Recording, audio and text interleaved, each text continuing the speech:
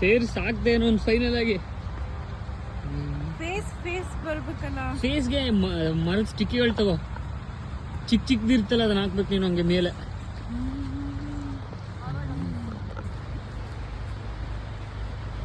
ಕಿತ್ಕೋದನ